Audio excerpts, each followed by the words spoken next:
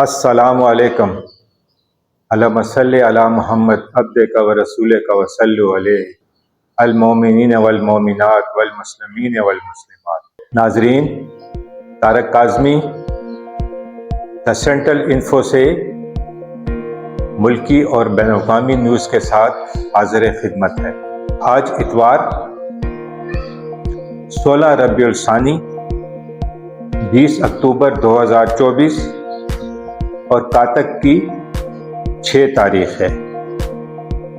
تو چلتے ہیں بین الاقوامی نیوز کی طرف۔ اسرائیلی وزیر اعظم کے گھر کی طرف ڈرون حملے کی کوشش۔ اسرائیلی حکومت نے کہا ہے کہ ہفتے کی صبح وزیر اعظم بن یامین یاہو کی سیزیریا میں واقع گھر کی طرف ڈرون لانچ کیے گئے۔ یحییٰ سنوار کی موت سے مزاحمت کا محور ختم نہیں ہوگا، آیت اللہ خامنائی۔ ایران کے سپریم لیڈر آیت اللہ خامنائی نے ہفتے کو کہا ہے کہ حماس لیڈر یحییٰ سنوار کی موت سے مزاحمت کا محور ختم نہیں ہوگا اور حماس زندہ رہے گی۔ خبر رساں ادارے رائٹرز کے مطابق اپنے ایک بیان میں انہوں نے کہا کہ ان کا نقصان بلا شبہ مزاحمت کے محور کے لیے تکلیف دہ ہے، لیکن یہ محاذ اہم شخصیات کی شہادت کے ساتھ آگے بڑھنا بند نہیں ہوا۔ انہوں نے کہا کہ حماس زندہ ہے اور زندہ رہے گی۔ واضح رہے کہ اسرائیل نے جمعرات کو کہا تھا کہ ایک فوجی کارروائی میں حماس کے لیڈر یحییٰ سنوار ہلاک ہو گئے ہیں۔ روس یارز بلاسٹک میزائل سے لیس یونٹ کی آزمائش کیوں کر رہا ہے؟ یارز میزائل 11,000 کلومیٹر تک مار گرانے کی صلاحیت رکھتے ہیں۔ سلامتی کے امور کے ماہرین کا کہنا ہے کہ ان مشقوں کا مقصد مغرب کو یوکرین جنگ میں زیادہ ملوث ہونے سے روکنے کا پیغام دینا ہے۔ یوکرین میں جاری جنگ کے دوران پوٹن نے بارہا دنیا کو انتباہ کیا کہ اس کے پاس ایٹمی ہتھیاروں کا دنیا کا سب سے بڑا ذخیرہ ہے۔ اسرائیل نے غزہ کے لیے خوراک کی تجارتی درآمد روک دی، رائٹرز۔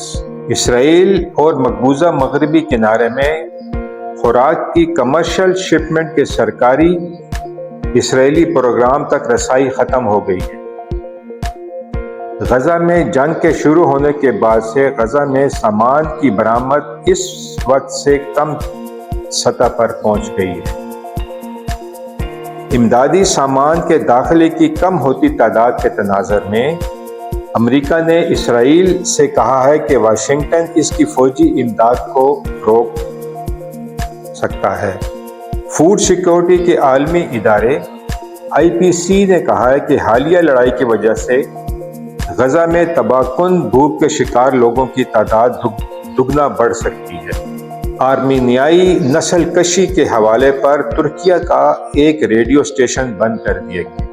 استنبول کا ایک مقامی ریڈیو اسٹیشن نشریاتی لائسنس کی منسوخی کے بعد بند ہو گیا۔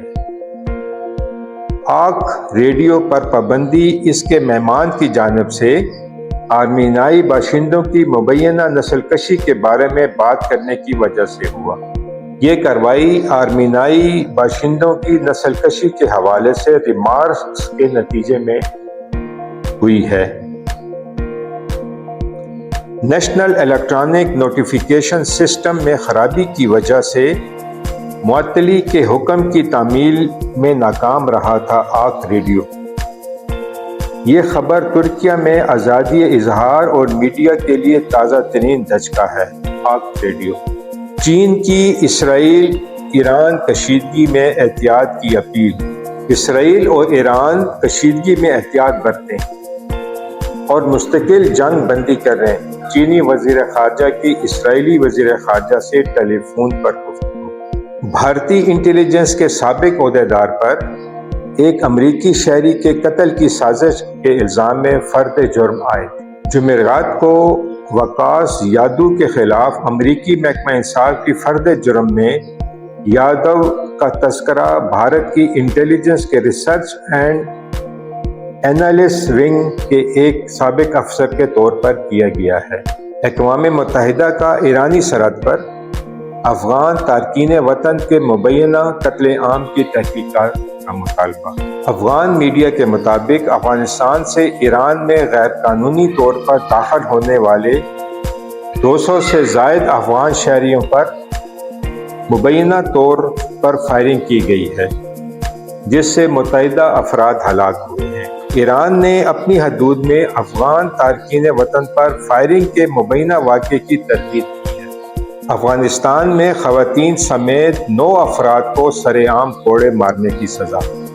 افغان حکام کے مطابق ان افراد کو زنا جیسے مختلف جرائم کا مرتکب قرار دینے کے بعد کوڑے مارے گئے۔ 5 افراد زنا، بدکاری اور ڈکیتی کے مرتکب پائے گئے۔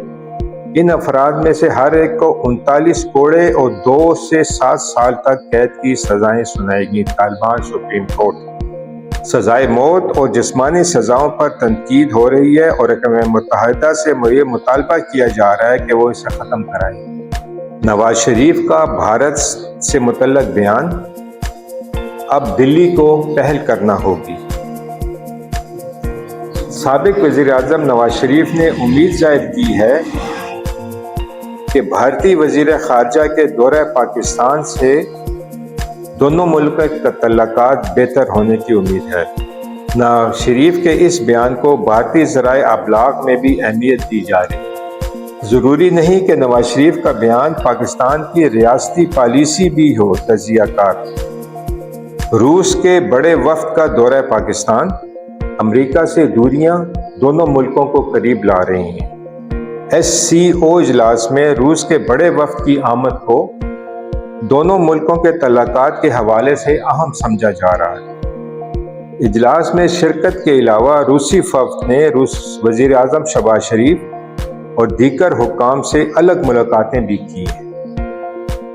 امریکہ اور پاکستان کے تعلقات میں سرگرمی کے باعث پاکستان روس اور چین کے مزید قریب ہو رہا ہے۔ یہ بات درست ہے کہ تاریخ میں پہلی مرتبہ اتنا بڑا روسی وفد پاکستان آیا ہے۔ ناظرین، یہ تھی آج کی بین الاقوامی نیوز۔ اب چلتے ہیں ملکی نیوز کی طرف۔ مولانا نے ٹائم مانگ لیا، ترمیم معلق۔ JUI سربراہ کے گھر پر جرگوں کی آمد و رفت کا سلسلہ رات گئے تک جاری رہا۔ ججز کی دوسری وضاحت پر ڈپٹی رجسٹرار سے جواب طلبی۔ لانگ مارچ توڑ پھوڑ کیس میں عمران خان اور علی امین بری۔ ترامیم میں جنت کا راستہ کیوں نہ ہو، حمایت نہیں کریں گے بینگل۔ آئینی ترامیم، عمران خان نے مولانا کے کردار کی تعریف کر دی۔ سینیٹر فیصل سلیم اور زرقا تیمور نے PTI کا ساتھ چھوڑ دیا۔ ناظرین، یہ تھی آج کی ملکی اور بین الاقوامی نیوز۔ طارق کاظمی کو سینٹرل انفو سے اجازت دیں۔ اللہ تعالیٰ ہمیں خوشیاں اور نیکیاں بکھیرنے کی توفیق عطا فرمائے۔ اللہ حافظ۔